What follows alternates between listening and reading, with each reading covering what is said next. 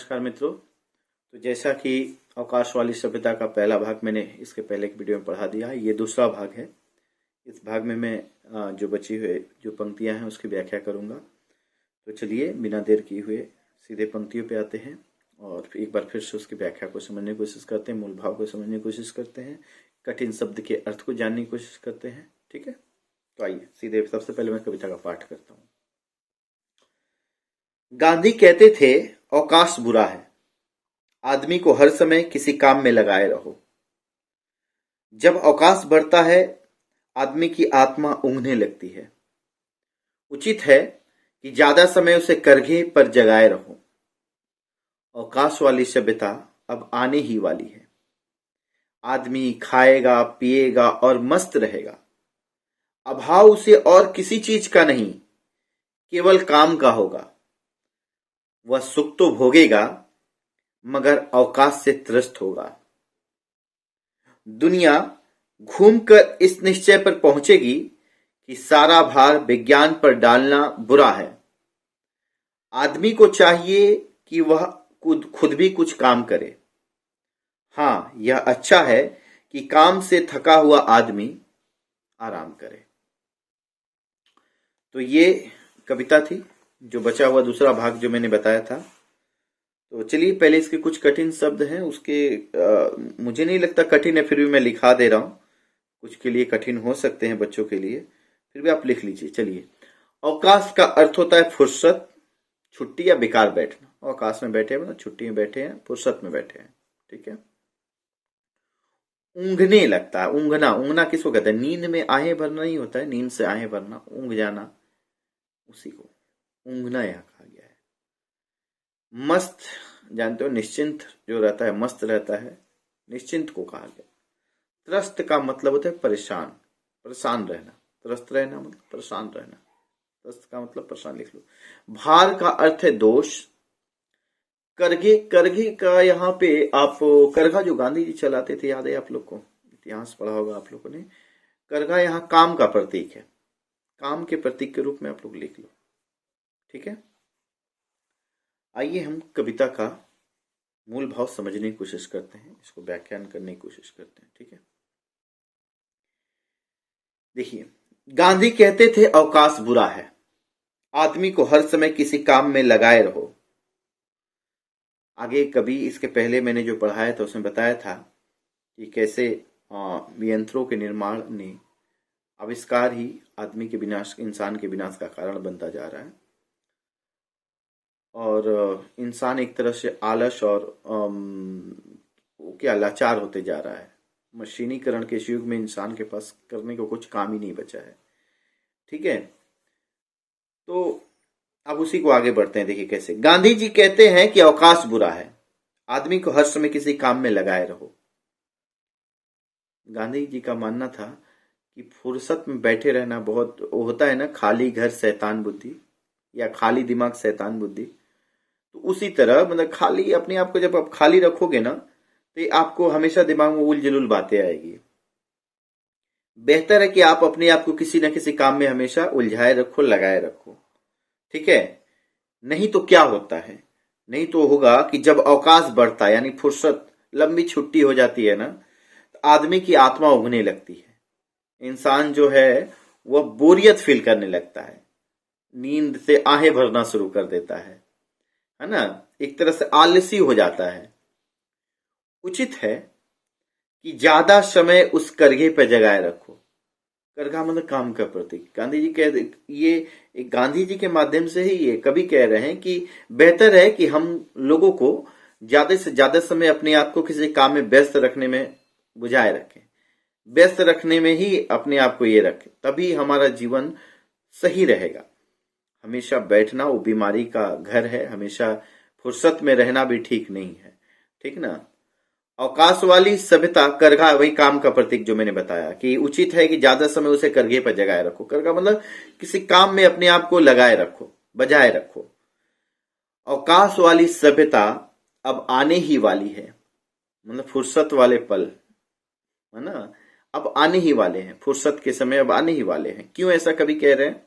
वो इसलिए कि आदमी खाएगा, पिएगा और मस्त रहेगा।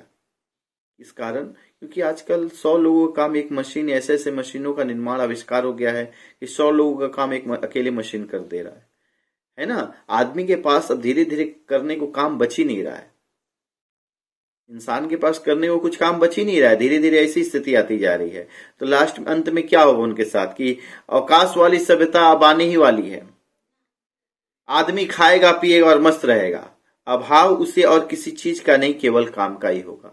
क्यों ऐसा कभी कह रहे हैं कि एक समय इंसान जो है अपने सुख सुविधा के लिए इतने ना आविष्कार और यंत्रों का आविष्कार कर दे रहा है कि उसे कुछ काम करना नहीं पड़े, और यही एक दिन उस पर भारी पड़ेगा, और कुछ इस कदर भारी पड़ेगा कि धीरे धीरे मशीन ही इंसान का सारा काम कर देंगे।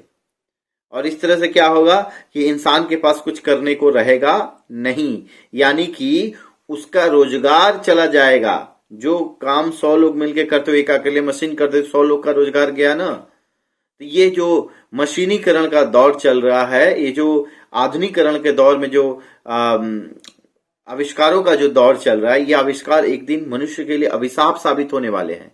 कभी यही समझाना चाहते हैं कि इससे भी बचना होगा, नहीं तो क्या होगा, हम खाएंगे पिएंगे मस्त रहेंगे, हमें किसी चीज का अभाव नहीं होगा। अभाव अगर होगा तो केवल काम काज का। वह सुख तो भोगेगा मगर अवकाश से त्रस्त रहेगा। बच्चों, यही समझाने की कोशिश कर रहे कभी कि देखिए, बहुत लंबा अवकाश ने इंसान को आलसी, कोढ़ी, हाँ, फुर्सत में जब इंसान बहुत होता है ना, खाली जब बहुत होता है, मैंने क्यों कहा खाली घर शैतान दिमाग, शैतान बुद्धि, खाली के पल में उसके पास कुछ करने को नहीं रहेगा तो इधर उधर ही मन विचलित होगा।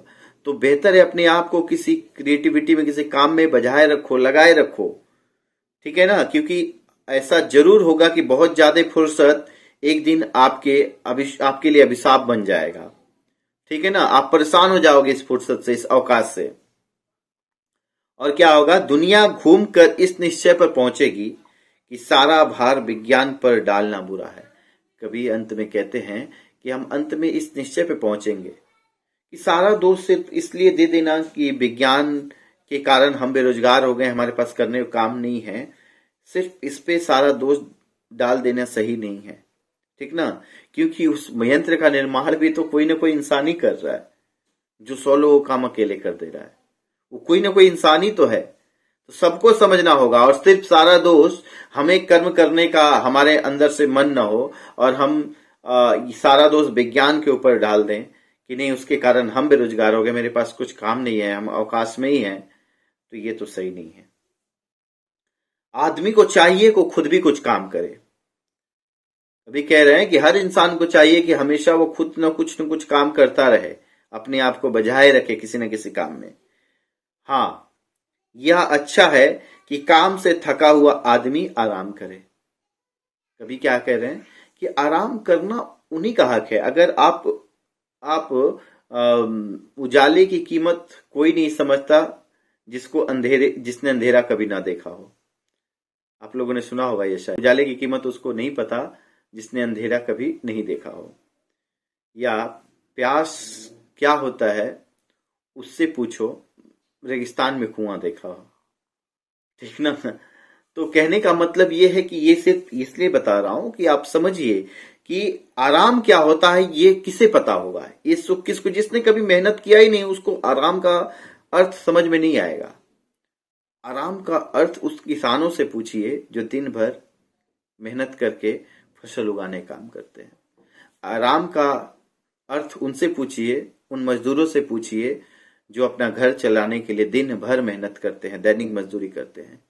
तो कभी कह रहे हैं कि हाँ यह अच्छा है, आदमी को चाहिए कि खुद भी कुछ काम करे। हाँ यह अच्छा है कि काम से थका हुआ आदमी आराम करे। आराम वो करे जो काम से थका हुआ है। उजाले वो देखे जिन्होंने रात को देखा हुआ है। अंधेरा का सुख भी वो ले जिन्होंने उजाले को देखा हुआ है, ठीक ना। नहीं तो अगर आपको भूख नहीं लगी हो ना, तो आपके पास 56 भोग भी ला के रख दिया जाए तो उस पकवान की कीमत आपको समझ में नहीं आएगी, ठीक है बच्चों। तो कहने का तात्पर्य है कि कभी कह रहे हैं कि हमें हमेशा कुछ न कुछ अपने आप को काम में बजाय रखना चाहिए। बहुत लंबे अवकाश में फुर्सत में रहना भी हमारे लिए ठीक नहीं है। हाँ, यह अच्छा है कि जब हम काम से थक जाएं तो आराम कर लें, क्योंकि आराम का मजा, आराम का अर्थ, आराम की जो असली सुख है, ये आपको तब पता चलेगा जब आप कुछ काम किए हुए रहेंगे। ठीक है, उम्मीद है यह दूसरा भाग अवकाश वाली सभ्यता का आप लोग को समझा पाने में कुछ हद तक सफल होऊंगा। आप लोग को अच्छा लगे तो चैनल को सब्सक्राइब जरूर कर लीजिए, लाइक कीजिए, शेयर कीजिए, और बहुत जल्द मैं किसी दूसरे अध्याय के साथ आप लोग के सम्मुख उपस्थित रहूंगा। तब तक सुखी से रहिए, स्वस्थ रहिए। मिलते हैं अगले वीडियो में।